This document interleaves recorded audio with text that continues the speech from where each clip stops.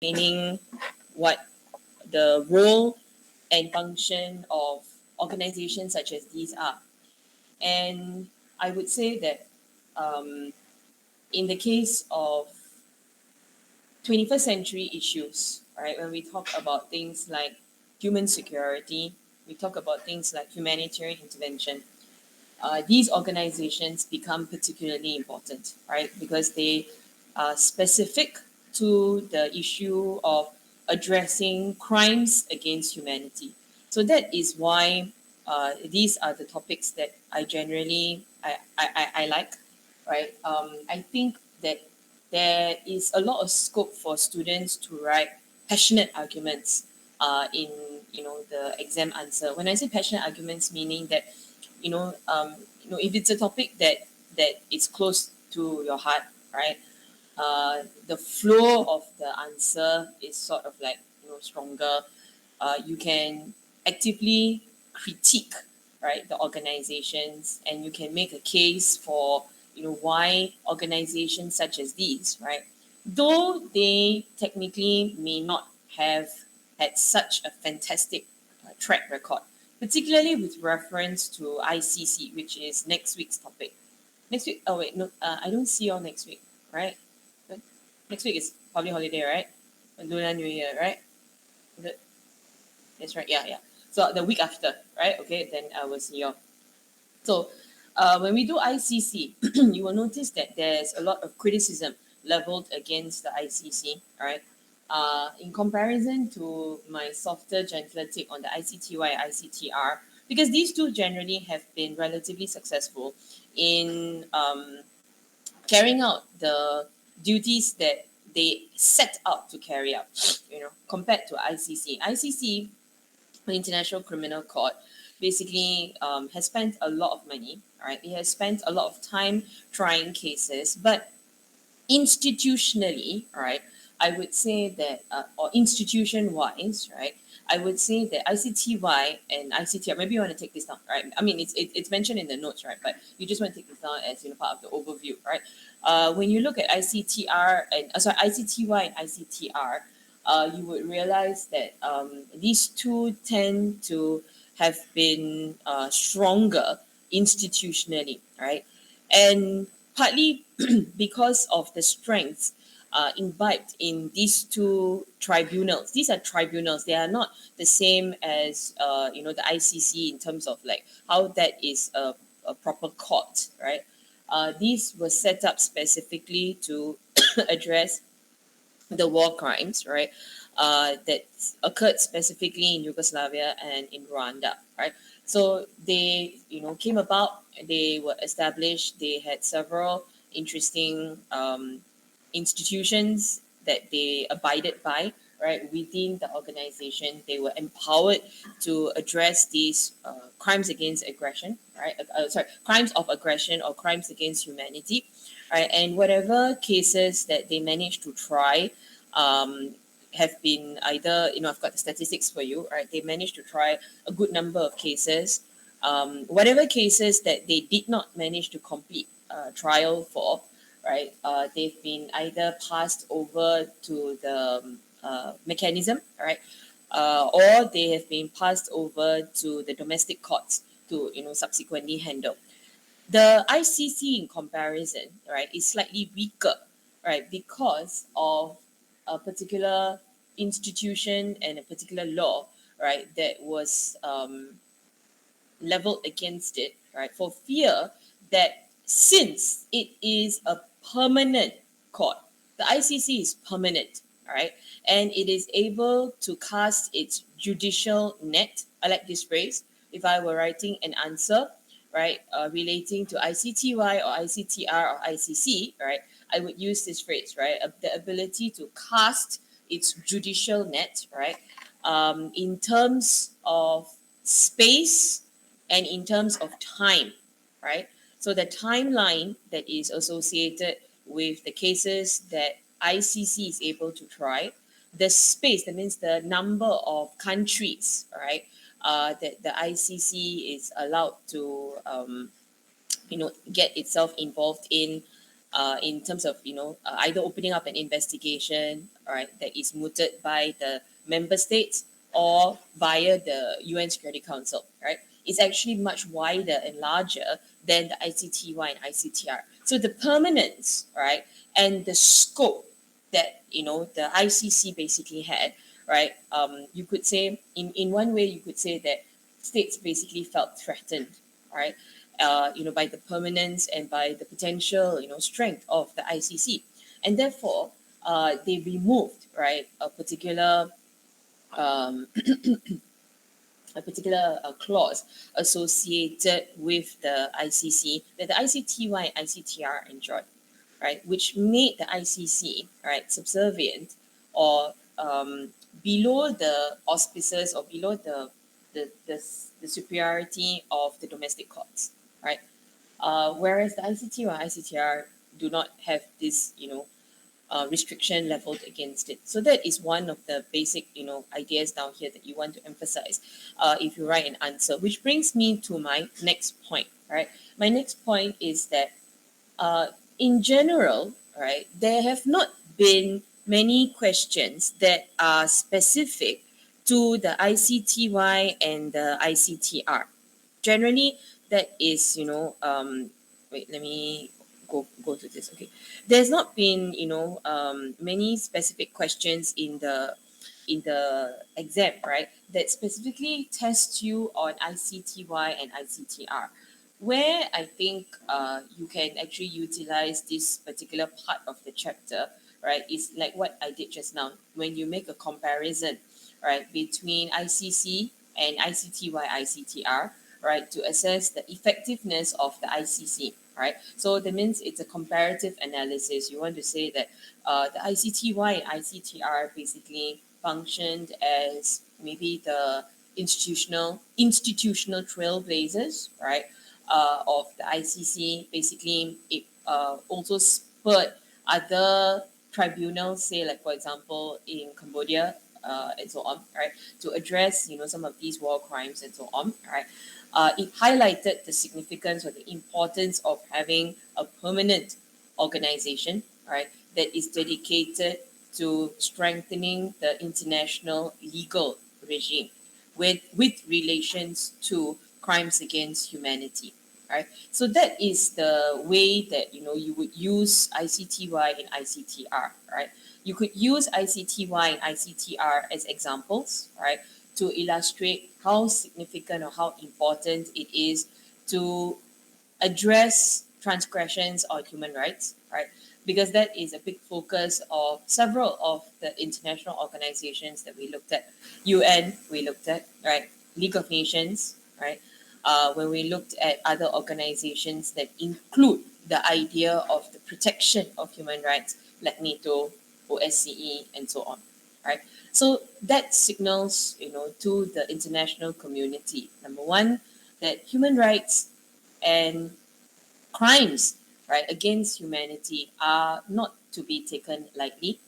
Number two, right, that a state claiming to be sovereign, right, particularly in an anarchic international environment, right, sovereignty is not something that should be given to a state as an inherent right, right?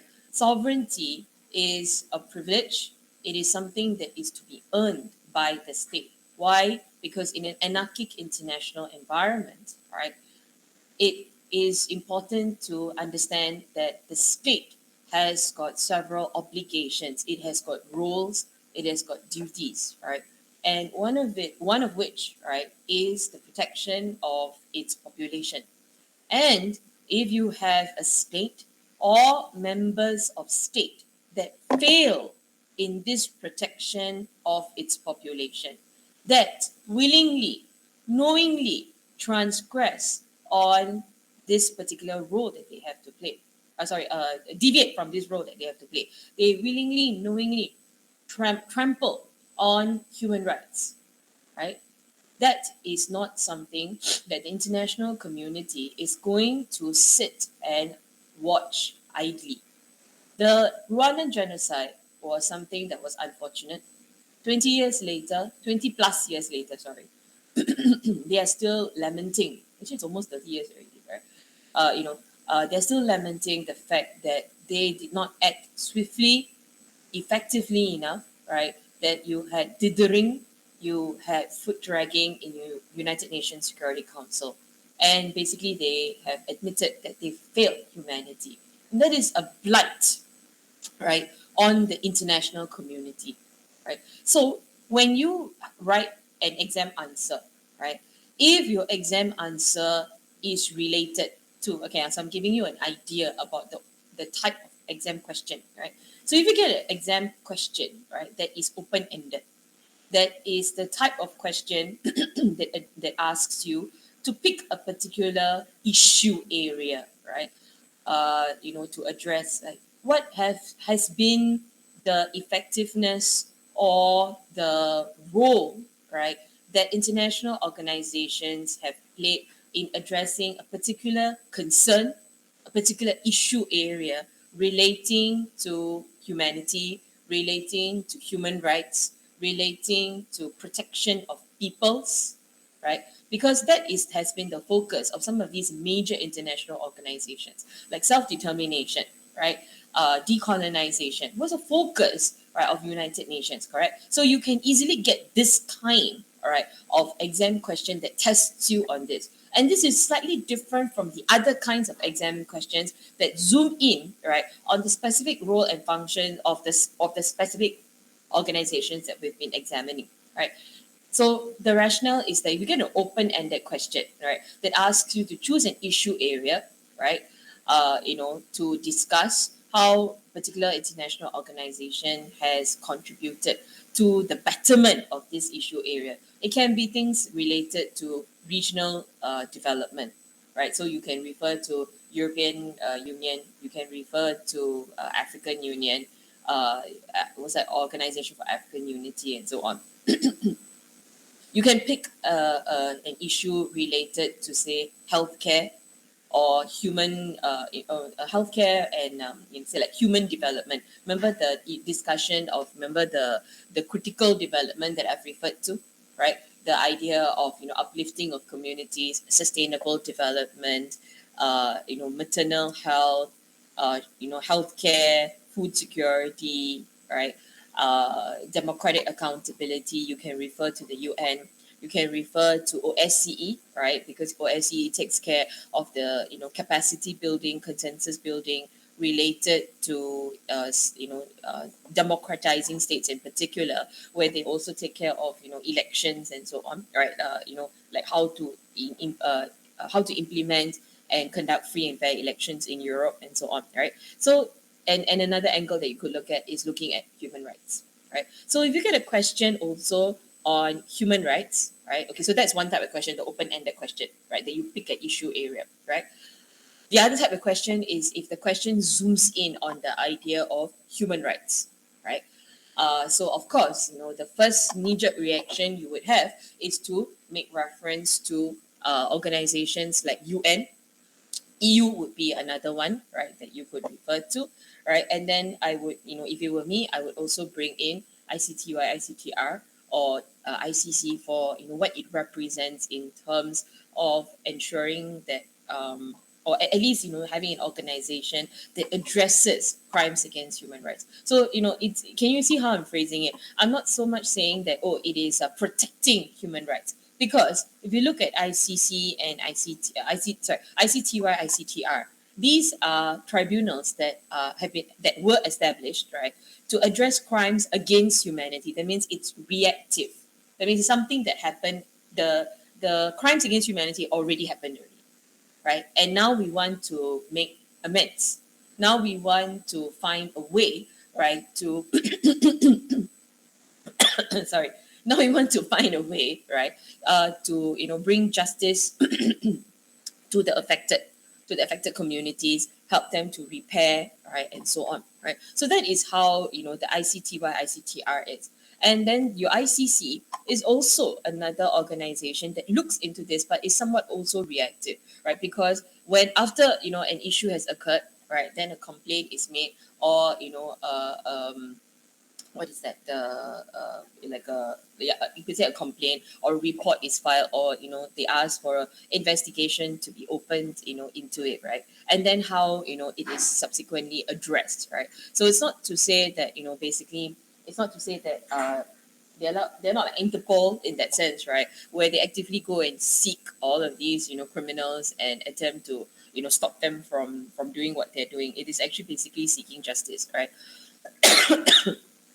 So that is the focus of these kinds of questions, right? How they go towards addressing crimes against human rights. So you could use ICTY, ICTR as discussions or examples, right, related to these kinds of questions, right?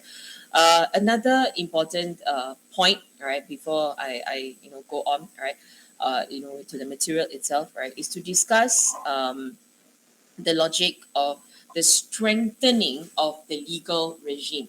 Okay, this one is relatively a popular question, right? It has come out a couple of times, right?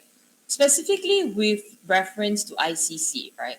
But they could make the question more open-ended, right? And discuss it in capacity of like, how have the organizations, right, related to crimes against humanity. So they could make it more open-ended, or they could just specifically say how have organizations such as ICTY, ICTR, or your war crime tribunals, right? Or your not war crime tribunals, crime tribunals, criminal tribunals, or your ICC, right? How have these kinds of organizations contributed to the strengthening of the international criminal regime, right? Or criminal regime, international legal regime. Sorry, wrong word. Legal regime. I meant to say legal regime, right?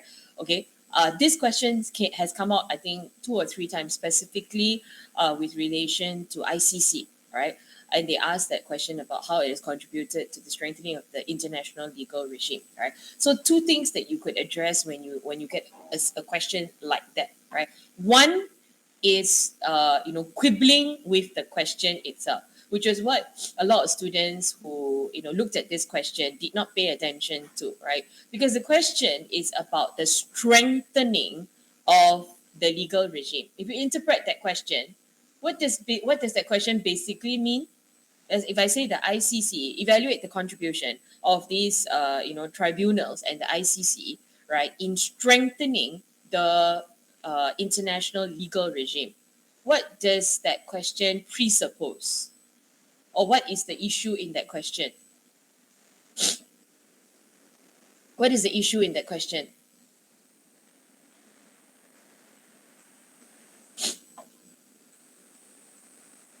Hello, just now all talking so much just now. Now it's not the time to be shy, right? What does that question presuppose? If I say that the ICC or these legal tribunals, right, have contributed to the strengthening of the international legal regime, what does that suggest?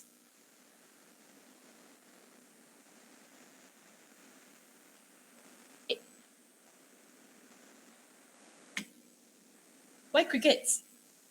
Vaishnavi.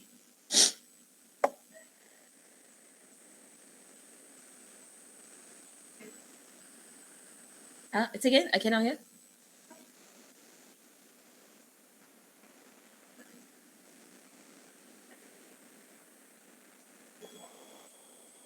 Okay, they're more legitimized.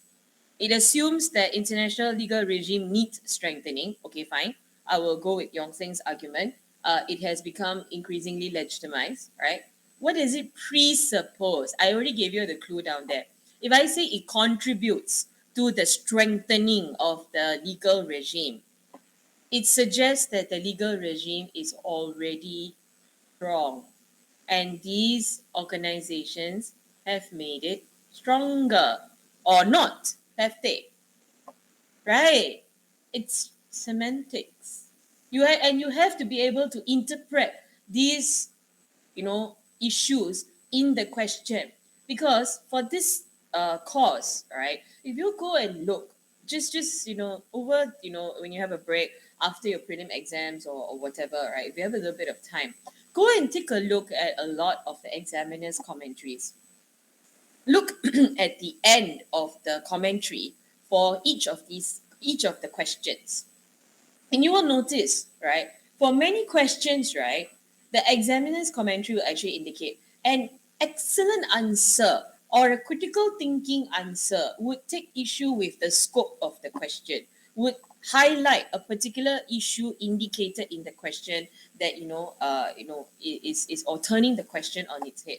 You need to think about things, and I've been repeatedly reminding you about this. Have I not, right? I've been repeatedly telling you that you need to think a little bit carefully about how you interpret the questions and what the questions, are asking you to do. Is there something in the question, right, that you can turn on its head, that you can quibble with, that you can address and say, look, right, this question is basically asking me this, right? But there is a hidden agenda or an ulterior motive within this question, or I'm taking issue with the way the question is being phrased. I'm not saying that you are supposed to go and argue, right, with the marker relating to every single question and say this question is flawed. I'm not asking you to say that the question is flawed.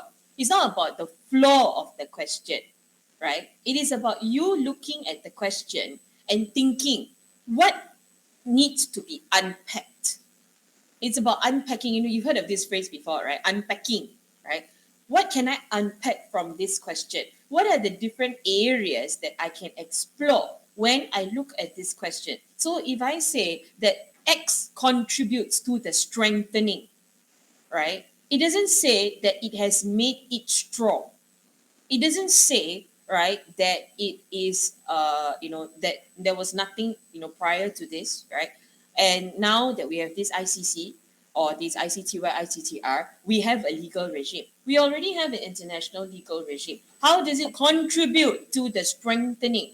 Meaning that we are suggesting that the international legal regime is already strong. And some students would take issue with the logic that the international legal regime is already strong.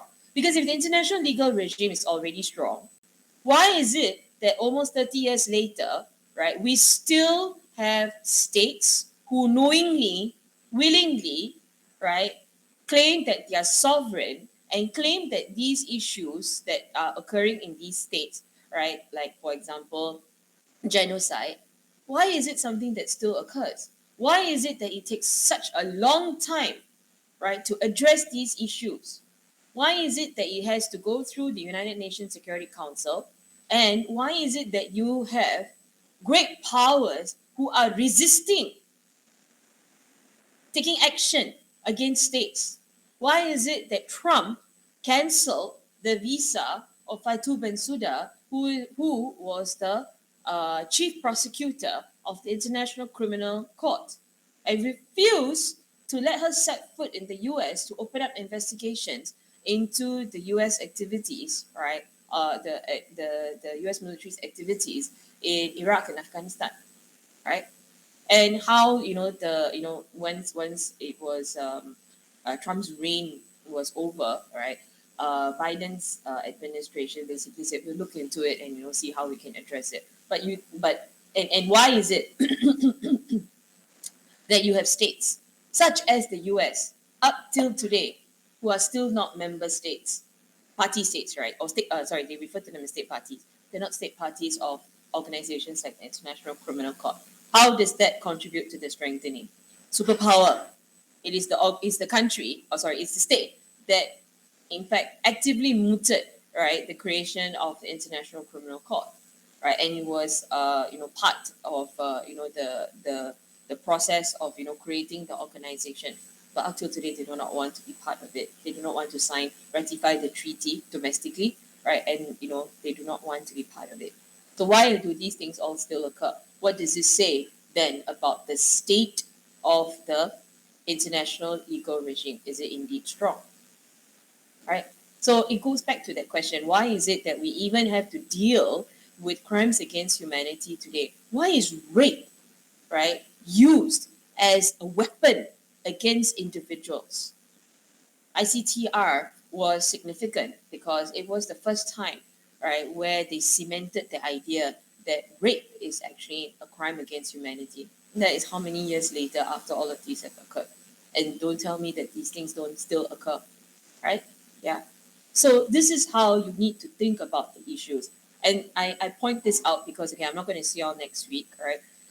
And I want to, I want to put these ideas into your head, right? So that when you approach the ICC material the week after, right, you have already been exposed to some of these arguments. So when you look at the lecture notes, when you discuss, when I discuss with you some of these ideas, are already there, and therefore, when you digest the material, right, you can, take that direction when you digest it. But why I also want to point it out is because I only have 3 more lectures with you, right? Today is lecture 19, right? Next week is 20 ICC. 21 is conclusion. Basically, I point out certain themes to you, give you some ideas about, what you need to think about. And after that, I don't see you for a while because you go for your prelim exams, and then I see you for local revisions, right? So it is really time, really, really time for you to really start thinking very much more carefully about how you approach exam questions. It's not as straightforward. There is a lot of content in this course, right?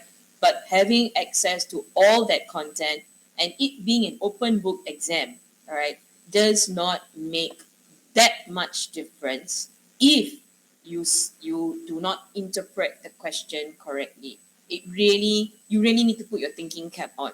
All right, it is not as straightforward as it is in maybe in some other courses. Unfortunately, I didn't know this when I said I will teach this course. But dealt the short end of the stick when we think about it, because it is actually quite tough, right? In terms of pushing the arguments, to that direction. And sometimes, when I look at the examiner's commentary also, right, I'm like, right, is that what you were expecting, right? Because what is indicated in the content and how I would have interpreted it was only one part of it, right? And then when you look at the actual, examiner's commentary and they give you that added element, and you're like, oh yeah, okay, this is an additional level, of thinking, because different people interpret things differently. That's the point down here. Right? Different people interpret things differently, right? So you need to, think a little bit more widely. And of course, this is already a year 2 course, so you really need to think about what else can I put in, right? So sometimes that's why, I do a bit of this, overstep boundary logic, right? And I bring in other ideas. So like when we looked at Africa, one, I gave you all the background to Africa. 2, we also looked at what is the meaning of regionalism, which is similar to what I want to, include today also, right? When I start looking at, in the first place, before you even go to, ICTY and ICTR, let's just look at what, war crime tribunals are about. What are war crimes in the first place, right? What are war crime tribunals? What is the meaning behind these tribunals and so on? That added, understanding and the added, element, will help. Sorry, the added understanding will help you pick up elements that you would need to address or include in the exam question that is not immediately visible, and that is how you stand out, from one candidate to another candidate. It's not about picking a question that sounds complicated. It is about writing an answer, right, that really gets to the heart of the topic, right? And in order to get to the heart of the topic, you need to think about more ways than one as to how the issues are being interpreted, right? Just now, to be very honest, right, I will just say this, right? Just now, that question I asked you about the strengthening, right? It is it's a representation of the strengthening of the legal regime, right? Is actually something that is very straightforward. It is actually very straightforward because you look at the word strengthening, you already understand, right? That means strengthening, right? Means become stronger, right? That means it presupposes that it's already strong, right? But I do not know whether you're picked up on it and then were just shy to, give me the answer, or just didn't want to say it, right? Or whether, it's a case where you did not pick up on it. And if you didn't pick up on it, it's okay, right? But now that I've explained it to you, subsequently, when you look at questions like that, you need to look at it in a more open manner. Are we clear on this one? Right? Because it's the only way to do well, in this course and in subsequent, higher level courses like, your level 3 and so on, right? Okay, you want to clear this and you want to clear this well. So you need to be alert. It is not, I'm not saying all this because I want to scare you, right? Or I want to be mean about it, or because it's a writing style. It's not a writing style, right? It is about how you explore the question. Okay? All right, okay. All right, so don't mean to nag at y'all, all right, but just think about this, a bit more carefully. All right, okay, let's look at these ideas down here. I've given you a couple of videos. I don't think I'm going to open up any of the videos. Although there's one dramatic video of someone drinking poison, right, cyanide from a locket, which suggests to you, these kinds of things when they do not want to be tried, right? It suggests that the logic is that it suggests how significant, how important the tribunal is, right? And they do not want the tribunal to basically, take them to task, and they would rather commit suicide, right, rather than to be leveled with the indictment and so on, right? Okay, leveled with the punishment and so on. Okay, all right. So let's look at the idea of what tribunals basically are about, right? So the logic here, right? One more point that I wanted to mention, which I was talking about just now, and I forgot to mention it. Also, right, these kinds of organizations like ICTY, ICTR, OSCE, and so on, UN, right, they also suggest to you the importance of the international community, right, international political community, and the institutions that are important to the international political community. That means what are the rules of membership and rules of behavior? Because if you look at ICC, ICTY, ICTR, what are they basically telling you? What is it that they're actually telling you? That certain things are wrong. You cannot do certain things to people, right? And what is that basically? That is basically an institution.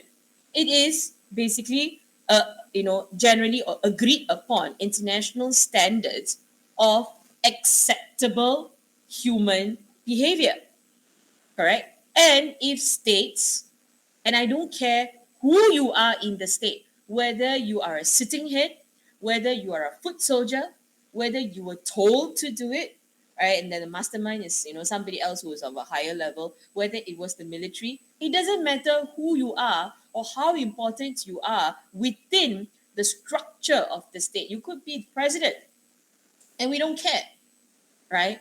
And we don't care, right? Basically, we don't care. The international community doesn't care about this, right? You can be anybody you want, but if you have been found, right, to not abide by these rules of membership and rules of behavior, specifically relating, right, to international standards of acceptable human behavior, then you will be taken to task, right? So it is really, right, introducing a new ethos of liberal legalism, right, when you're dealing with issues such as this, right? So this statement itself, right, goes towards explaining how this contributes to the strengthening of the legal regime, right? Because it is not just about interpreting a particular clause, right, relating to state behavior, right? This is basically something that says we don't care whether you claim you're sovereign or not.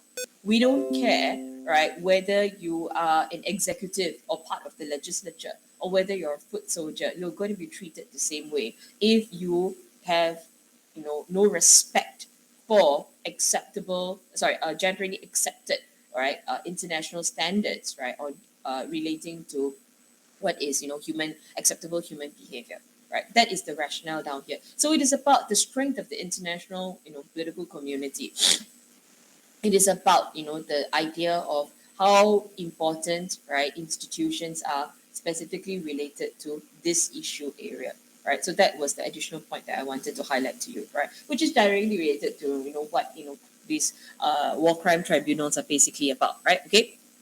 All right. So when you look at war crime tribunals, right, what you want to highlight is that, it is, they are courts of law, right? They are established to try individuals accused of war crimes and specifically crimes against humanity. You cannot write an exam answer on ICTY, ICTR, and ICC without referring to the idea of crimes against humanity. That will be the main phrase, right? If you just say transgression of human rights, many things can be transgression of human rights, right? Preventing somebody from voting is also a transgression of human rights, right? Preventing access to healthcare, strict abortion laws, right? Telling somebody that they have to pay a ridiculously exorbitant amount of money for medicine, for a common allergy or diabetes and so on. That is, an offense to human rights, right? So if you just are going to refer to the idea of human rights per se, it is something that is extremely large, right? It was open to interpretation, right? But when you zoom in and you say crimes of aggression or if you say crimes against humanity, right, then or war crimes, that is a different ball game altogether, right? So just human rights is something that is very open, right? I think that it requires a bit more interpretation. If you use the word human rights, right, then you have to bring it down and explain specifically what you're referring to, right? So that is something that I want to remind students, because it takes away from the meaning. It Through my dulls online the store entire alone, we've meaning, sold right? over And it takes away from the meaning. $500,000 worth So of spices. use the correct So language, right, when you are referring to this. Okay.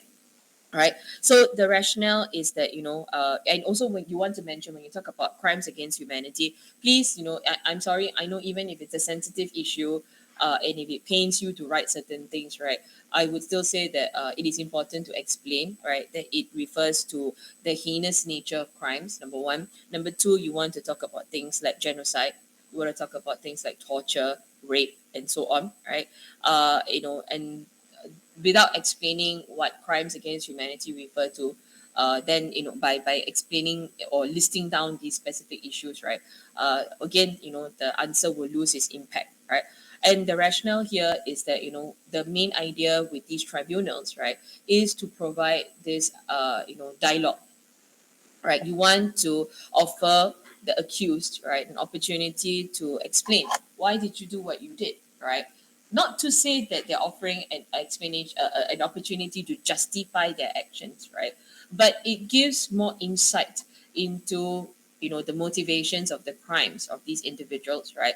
And it makes them, the rationale is, rather than to say that they're justifying the actions, is that they're being held accountable for what they have done, right? In front of the victims and in front of their families, right? So that is an important aspect, right? And this is important because you need to hold on to this idea about holding them accountable in front of the victims and the families, because the whole idea behind these tribunals, including ICC, right, is to not the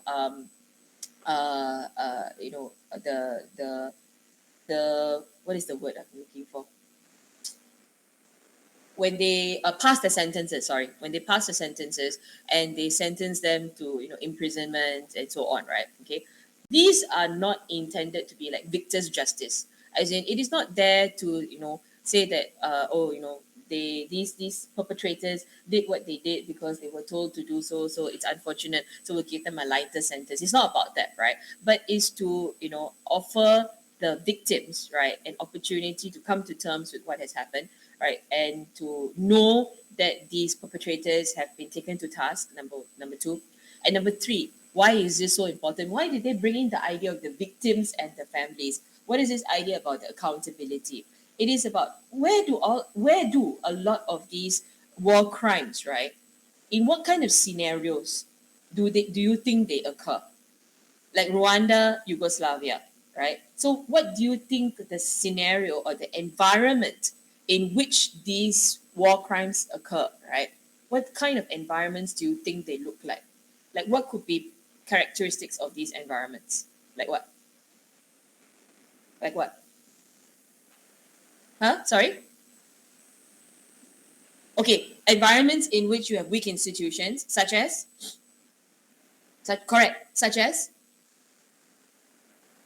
failed governments, weak states, failed states, where your weak governments, failed governments, right? Weak states, you've got weak institutions, you've got things like corruption, you've got things like poor governance or bad governance, you've got a lack of democratic accountability, right? And what else? What else? Apart from institutions, apart from governance, right? What else could be part of the environment? Are these people who are experiencing this, right? Are they majority or are they minority ethnic groups or linguistic groups and so on? Are they from majority or are they from majority or minority cleavages, right? Number one, right? In the case of Rwanda, minority cleavage, right? Okay.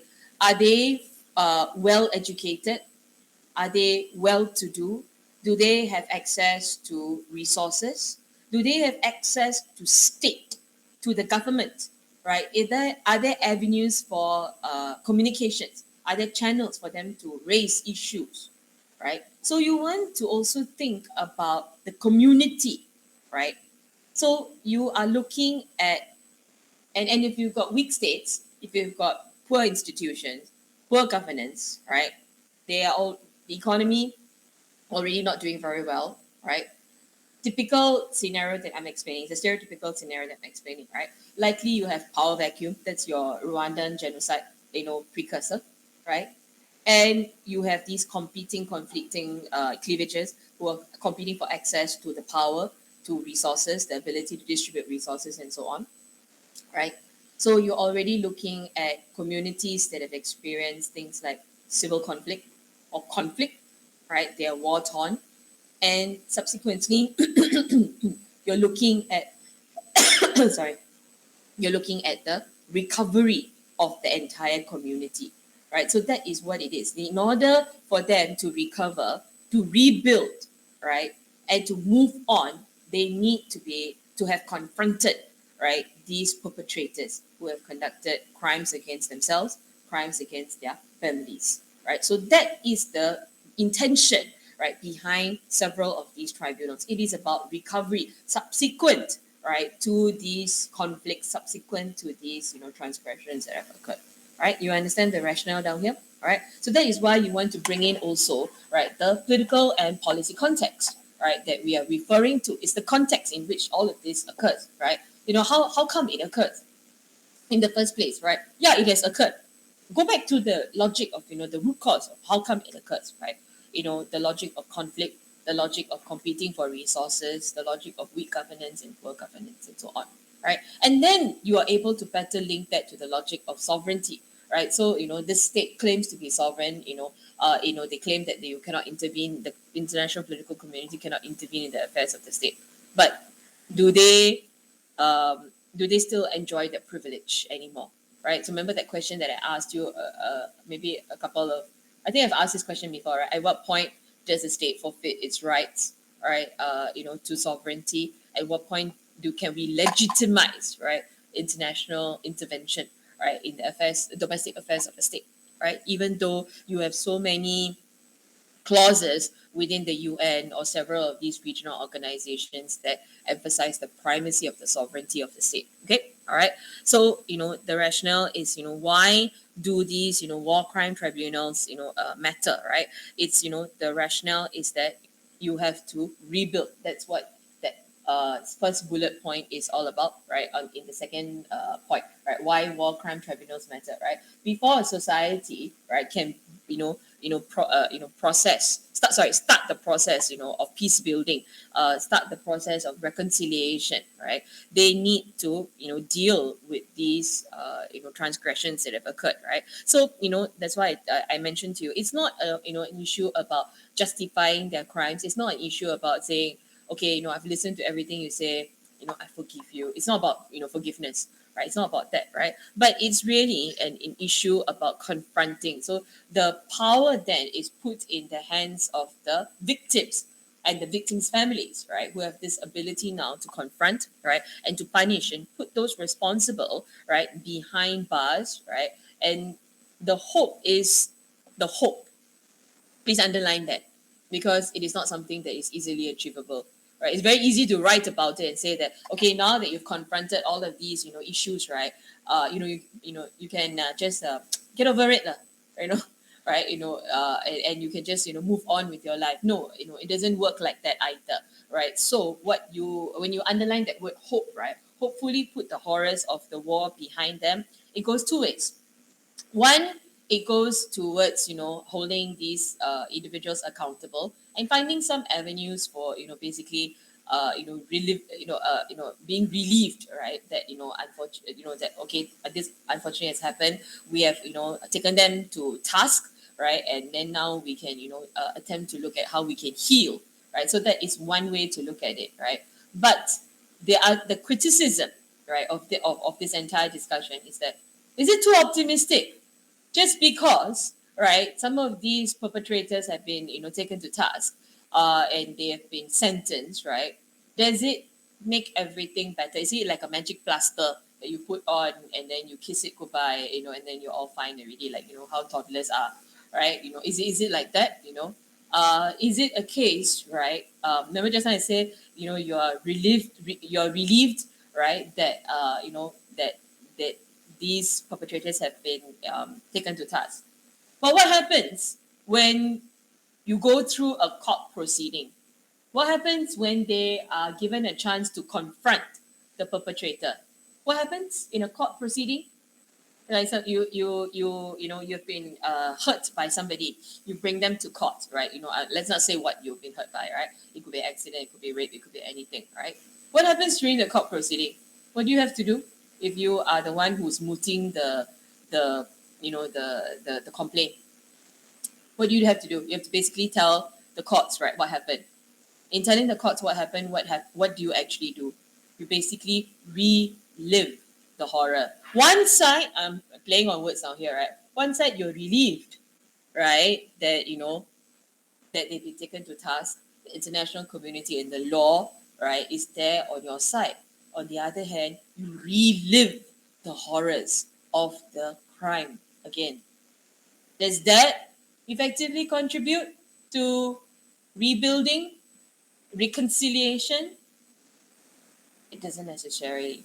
Worse still, you're sitting there in court and this guy opens up a vial of cyanide and drinks it. Didn't get to bring him to justice at all.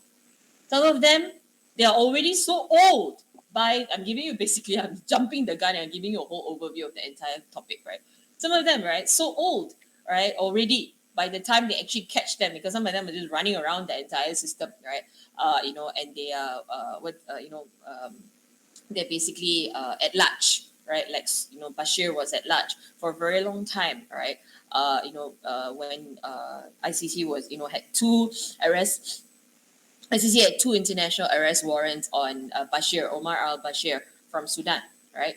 And Bashir was knowingly running around, visiting China and attending all of these meetings and conferences within the African Union and so on. Sudan refused to give him up and so on, right?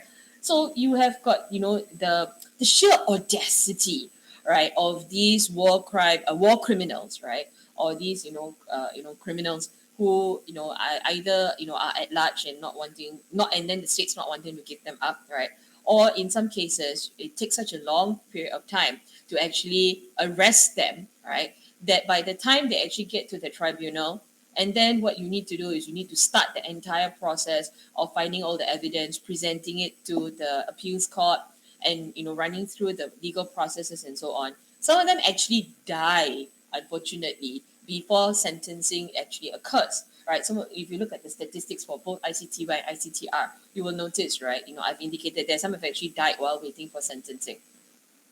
How does that also offer any kind of accountability? How does it go towards justice for the victims as well, right? So when you talk about all of these, when you think about say like when you write this, right, in the exam answer, why I point it out right now is because I want you to think about it, right? When you say, oh, hopefully to put the horrors of the war behind them. My other fear with you writing an answer related to this topic is that if you write an overly romanticized answer, meaning to say ICTR and ICTY and the ICC, right, have solved all of these problems. It goes towards rebuilding, it goes towards reconciliation. The victims have received their justice, right, and it is something that has repaired, right, the problems that exist in the system, right. Like I said, remember when you're writing these answers, right, that you should not be writing in such a way that you basically describe all of these tribunals as like the magic plaster that makes everything better, because it is not, right. So when you write, if you are putting this in your introduction or in your background, right, you then need to subsequently address it in the conclusion, or at least in a paragraph towards the conclusion, to say there are some issues related to it, right. Remember, recall, how we mentioned that this was basically, to elicit justice, right, and give them the opportunity. However, right, then you bring in this, a counter argument, right, or bring in this criticism or critique, right, because the other problem, is that either students sometimes struggle to find that balance in their answer, and they think that finding the balance is basically a cop out. But what you need to think about is that if you've mentioned this is what it intends to do, in reality, think about it, in terms like a commonsensical way, right? In reality, does it really address these issues, or are we just writing a textbook style, answer and saying that, oh, it's going to solve all of these problems? And you need to make that connection in your answer, because if you don't, then the marker is going to say, you mentioned this, right? Basically what it suggests to me, if you don't make the counter argument that I made just now about reliving the horrors and so on, right? And a negative impact on the reconciliation process of the victims and so on. If you don't mention that, then the marker will take it to mean that you are saying that the tribunals and ICC have solved all of these problems, right? And if I was a marker, I would say this is an overly romanticized, overly rosy picture presented of the organization, which is going to negatively impact the fact that you have not evaluated the organization properly. So you can write all of these things, right? But if you miss out this critical point, right, and you do not address it, then your evaluation is actually off the rails a little bit, right? And if I was the marker, I would take you to task for that, right? Because I said, this is just a description of all the good things that have happened as a result of these tribunals, right? So you need to think about this carefully. If you write a statement like this in the introduction, why I point this out, is that there's an online exam, you're looking at all of this, right? And then you just put it in, thinking that, oh, it's part of the background, it sounds good. And then you don't address it subsequently, but it is an issue that you need to address, right? Then there is a problem, right? So that is why I want to point it out right now. Okay, all right. Okay, so it can also be taken as a forum for honoring the memory of those lost, right, as well as those punished, punishing those who are responsible, right? So when you say things like that, it honors the memory of those lost. Okay, so what? What does it actually do at the end of the day? Does it stop more of these war crimes from being, from occurring? Are they preventative? Does it function? These criminal tribunals, right? Do they function as deterrents? That's a very big question that you need to think about, right? Because remember I said just now at the beginning, right, that these are reactive. Remember I used the word reactive, right? Because all of these have already occurred, right? And then you take them to task. So does it in any way function as a deterrence mechanism? Like, oh no, the tribunal can come after me, or the ICC can come after me, so I shall think twice before engaging in genocide. Is that something that actually occurs as well? So that goes also to the logic of assessing the effectiveness of the organization, right? So very easy, right? Just I remember I told you, very easy. These are good topics, and I like this topic because you can write a passionate answer, correct? But make sure that your passionate answer is all not colored pink, right? And you're writing in such a way that you are presenting an overly rosy, overly positive description of the organization. Understand? Okay, that is why I wanted to address all of this. So now, when I zoom through the rest of the slides, right, you will know how to calibrate the material, and you will know where you need to, highlight the loopholes or highlight, the counter arguments. So that means as you're reading it, right, just like how I pointed out, when I told you the word, hopefully put the horrors of the war behind them. When you see a phrase like that, in the lecture notes or in the Kant's means and styles and so on, how do you process that information, right? So that means it's basically like you're playing devil's advocate. On one hand, right, this is the positive aspect of it. On the other hand, I can push the argument, right, and say, like this. So I'm asking you to think about both angles at the same time, right? And when you can process both the angles at the same time, then you can decide how you want to come to a conclusion or an evaluation, how you want to phrase it. Okay? All right. Yeah. Okay. So this is, I opened the discussion for that, right? So it's supposed, these positive aspects of, war crime tribunals, right? Okay. Theoretically, right, it is supposed to act as a deterrent. Realistically, empirically, right, does it act as a deterrent or not?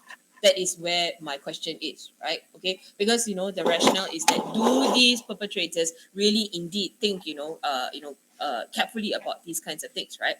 And it goes two ways, right? The rationale here is how you calibrate this particular argument, right?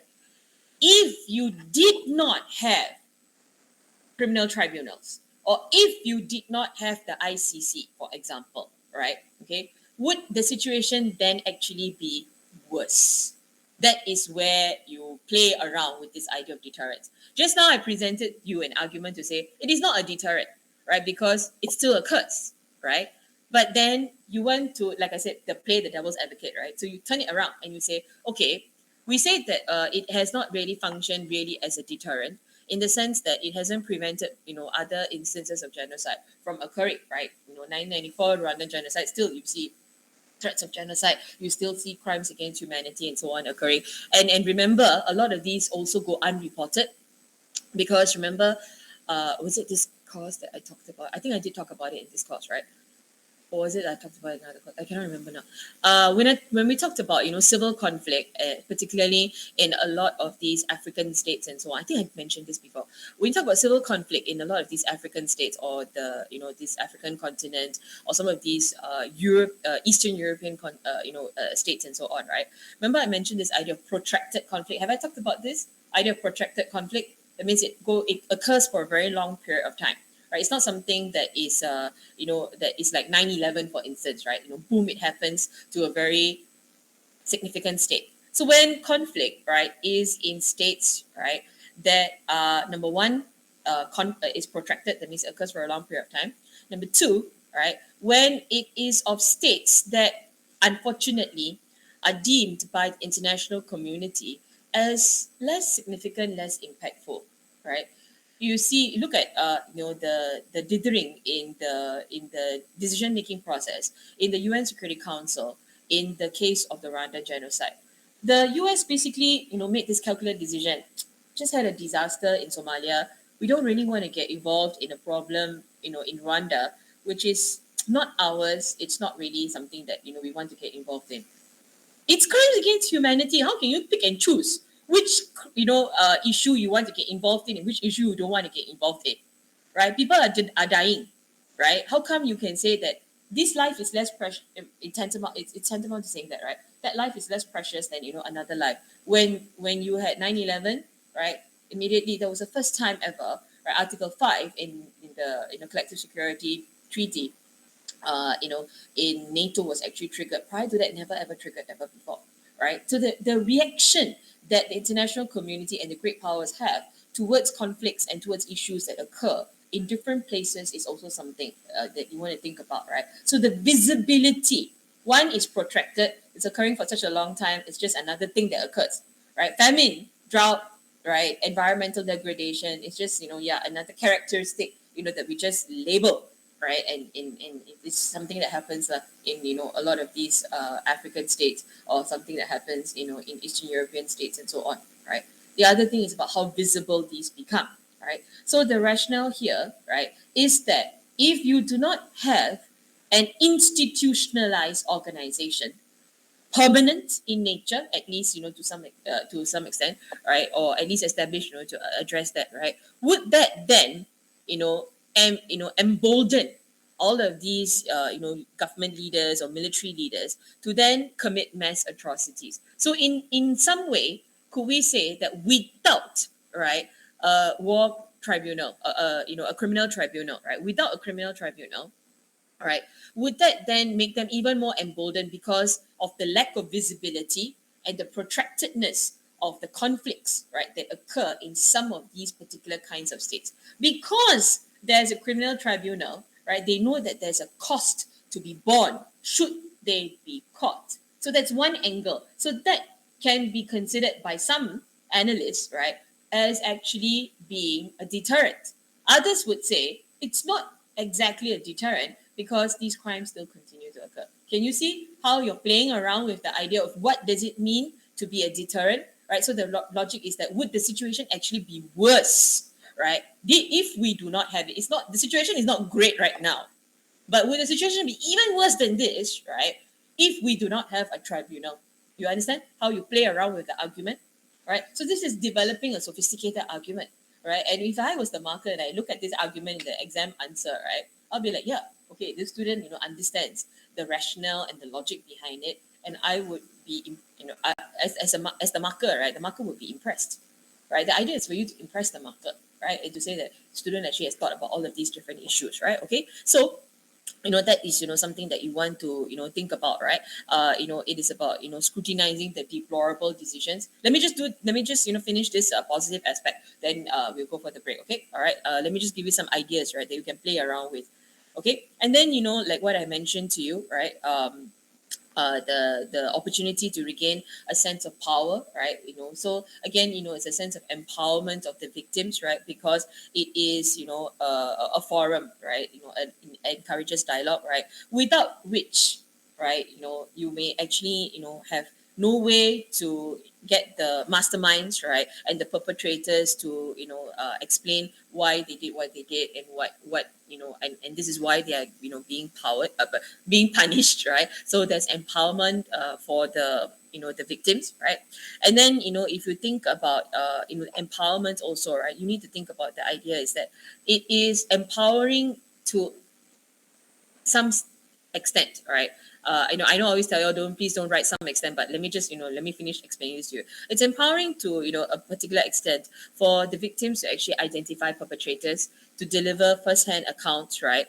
Instead of, allowing someone else's perspective to, be presented. And I think this is very important, particularly if you're looking at the states that we mentioned just now, your African states, right, your developing states, and so on. What have they constantly been plagued by, if you think about it? A lot of these individuals in a lot of these states, right, because of their lack of access to education or lack of access to, upward mobility, they belong to, they're below the poverty line and so on, right? You notice that there's always someone speaking on their behalf, right? And very often it is like, say, for example, from if you do anthropological studies, right, we will always like to use this phrase, right? First world voice, right? That means it is somebody who goes to take a look at this community and then report on their behalf, right? And when this happens, first world speaking on behalf of the third world, right? I don't like this phrasing, but that's how the phrasing is, right? First world speaking on behalf of the third world. What actually happens, right? When that happens, say like you tell me, say like Gabriel tells me that he's got a particular issue, right? Instead of allowing Gabriel to explain the issue to the relevant authorities, right? What I do is I speak on your behalf. When I speak on your behalf, what do I do? I can interpret it how I wish to. I can hold your account, right? According to standards that I may have, right? So that means something that he feels very passionately about, or something that he has been very deeply hurt about, right? To me, I may say it's not that big of an issue, lah, right? It's just like, you've heard of these jokes and these memes, right? Related to husbands and childbirth, right? It's like, cannot be that painful, right? Right? It cannot be it's on a scale of 1 to 10 that is on 11, right? It cannot be that painful, that, but you're not going through it, so how what I'm feeling, right? I remember, you've heard of these kinds of jokes before, right? It's the same logic down here, right? But in this case, when there's a forum, right, and you give the opportunity to the individual who has been experiencing this, an opportunity to deliver this first-hand account, right, that actually goes towards empowerment as well, right? It's a more credible a testimony and so on. Okay, so that is another thing that you want to think about, right? Okay, and then the other point, right, if you're attempting to make a transition from a repressive regime, right, to a democracy, then the idea is that, remember just now you all talked about remember when I asked the question about the strengthening of the legal regime, right? You all talked about institutionalization, right? And then someone else also mentioned just now in the chat about strengthening of the that the legal regime requires strengthening, right? So basically what you're doing is that you are putting in place, right, the logic that there is such a thing called law, right? And there is such a thing called interpreting law according to whatever situations, according to whatever issues that have occurred, right? So you're putting your faith into an equitable rule of law. You're creating a rules-based order, basically. That's what you're referring to, right? And then subsequently you're also agreeing, all right, as to what are the accepted rules of membership and rules of behavior, right? What is it that is considered to be acceptable, and therefore what is considered to be unacceptable, right, gets defined more clearly, right? It is not according to individuals' perceptions, but it is what the community, what a society basically agrees upon. That's basically what institutions are about, right? There's nothing written down anywhere about, say, for example, diplomatic immunity. But states basically follow this logic about, giving diplomatic immunity to its ambassadors and so on. So that is an accepted understanding, right, of, what can be done and what cannot be done, what should be done and what should not be done. Okay? All right. Okay. Then you've got the, okay, wait, hold on. One second.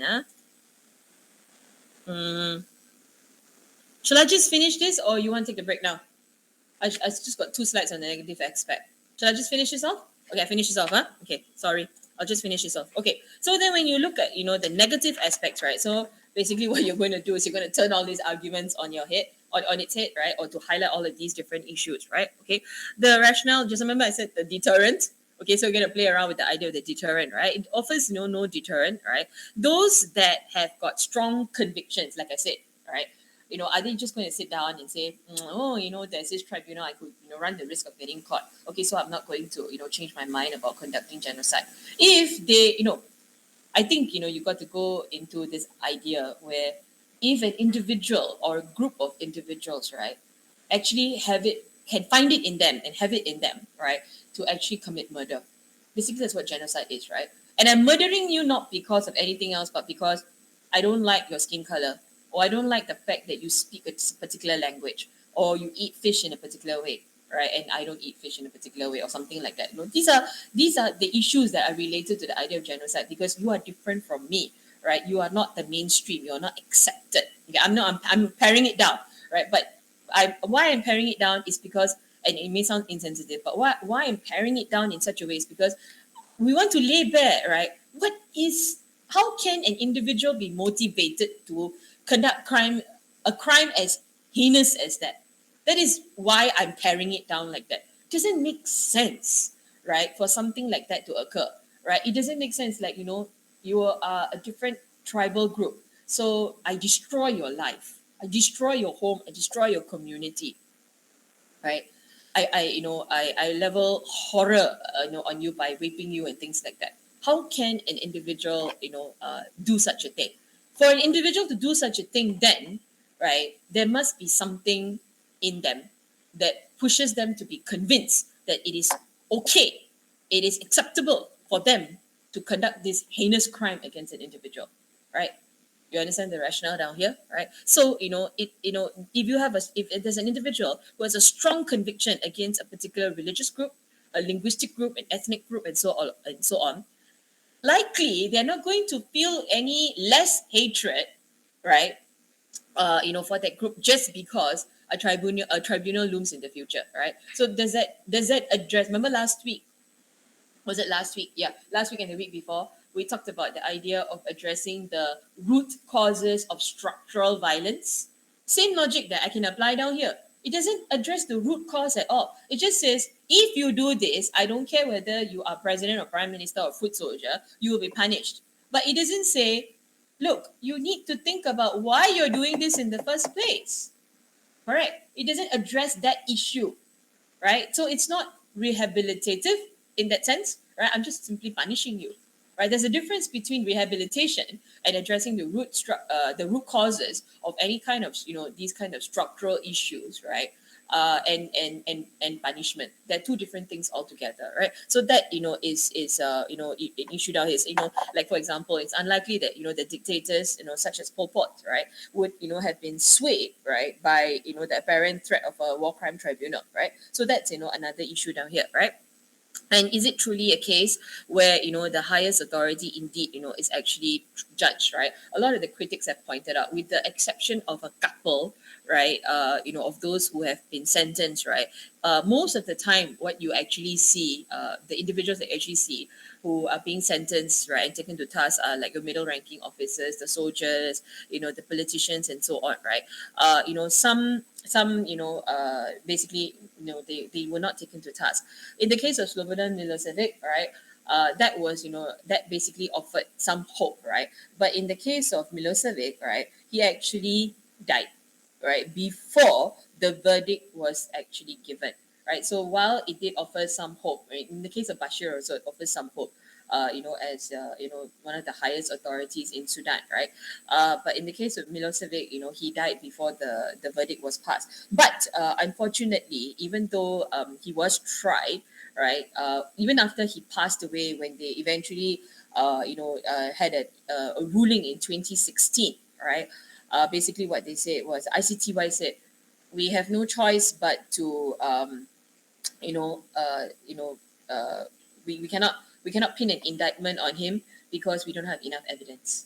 Right. So even though he passed away, it was a victory in the sense that he was tried. Even though he was um, he died before that, but eventually became anticlimactic, right? Because eventually they said even had he been alive, right, he would have still gotten away with it, right? Because they said we don't have enough evidence, right, to pin on him. Okay. Right, and then the war crime tribunals, right? Like I mentioned to you, they do not alleviate the underlying causes of conflict, right, in society. And if these structural causes are not addressed, right, and the fact that particular individuals from a particular tribe or a particular ethnic group have been taken to task, what does it then do? It then actually can escalate conflict within society, because it's like my people are being punished because of you. First, to start with, I do not like you already, right? And then now that my great leader is being punished, right, because of you. Does that address the hatred? Does that address any of the issues? No, it doesn't, right? Okay. So it can actually escalate conflict, right, in a multi-ethnic society, right? So, when, especially, when you have these kinds of war crimes in the case of genocide, is one group versus another group. Is groups that are being pit, or cleavages that are being pit against each other, right? So the criminal tribunal or the trial, right, can be seen, if you're already warped enough to go and murder people, right, under the name of genocide or ethnic cleansing and so on, right, then what would you see it as? You would be seeing it as you're basically against my ethnicity, right? I'm being tried simply because I belong to a particular ethnic group, right? So it can actually, further drive a wedge between the already two warring groups, right? Okay, so like for example, the Rwandan Hutus, right, would have actually doubted the fairness of the trials, of the Tutsis, and because the Tutsis were the ones who were running the tribunal also, right? Even though Hutus were not accused also, right, they would have, been thinking twice about, how fair these tribunals actually are, right? So it can actually drive a wedge, between the groups already, right? And remember just now I talked about the idea of the victor's justice, right? Okay, so the rationale here, right, is when you talk about victor's justice, it's the meaning of that, right, is applying different rules to judge what is right and wrong, right, for your own forces and for those who are experiencing wrongs of the enemy and so on. So it's according to the perspective, right? So it is easy, it is very satisfying, to put someone behind bars, right? But the rationale is that some of them may feel that not all of those who participated, are being held to the same standards. So the rationale is that the while the US would very swiftly turn around and say, X country, right, or X state, right, is actually conducting genocide, we will not stand for it. Like what they do, what they say, right now with the advancement of Russian troops in Crimea and in Ukraine, right, turn around and say that there will be grave consequences for Russia to bear should they go ahead with it. What has US done over many years since World War II, since Cold War and so on, right? So the rationale is that like what I've indicated down here, the US, right, has so far failed to support the International Criminal Court by being a state party, right, simply because they also fear that they would, that if the same standards are applied to them, right, then they would be found guilty by the court. Right, so how effective really can tribunals actually be if you've got different powers, you have the ability to choose, right, to be part of it or not part of it, to choose to believe in it or not believe in it, and so on. Right? Okay. Okay. All right. Okay. So let's do this. Let's take the break right now. We'll run through the ICTY, ICTR. I'm not going to run through so many details, because they're all there for you to read, right? So pick up the more important points, right? And then yeah. Okay, so what time is it? It's okay, I'll take it as 1:20. Or it's 1:19, right? I'll take it as 1:20, come back 35. Okay? All right.